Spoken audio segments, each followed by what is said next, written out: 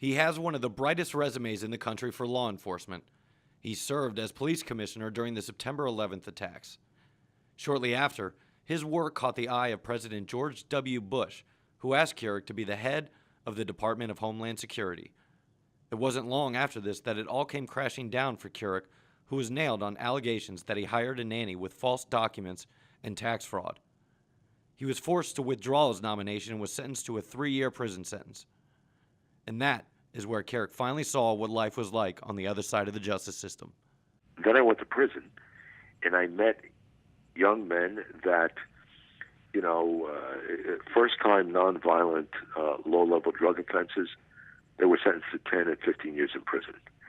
I met commercial fishermen that caught too many fish. A guy was housed with us that sold a whale's tooth on eBay. With a new book out, From Jailer to Jailed, Kerik reflects on his time as a lawman and prison inmate and says, we need to reform our justice system. We have to educate our legislators and make sure that they're going to push for change. I think going into the 2016 elections, whoever the next president is, whether it's a Democrat or Republican, this has to be one of the top 5 things on their plate. Criminal justice reform has to be one of the top 5 things on the president's plate. When asked who in Washington supports criminal justice reform, Kerik said it's bipartisan. Off the top of my head, Rand Paul, Cory Booker, Mike Lee, Senators Cornyn, White House, and there's a bunch of them. And for the first time, probably in the last 20 years, there's really bipartisan conversation.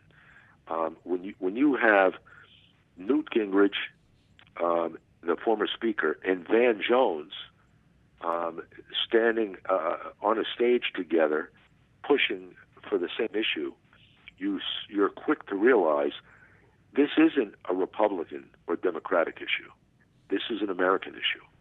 Bernie goes on to say that the United States is 5% of the world's population, yet we are holding 25% of the world's prison population, more than China and Russia. Matt Schuck, One America News, Washington.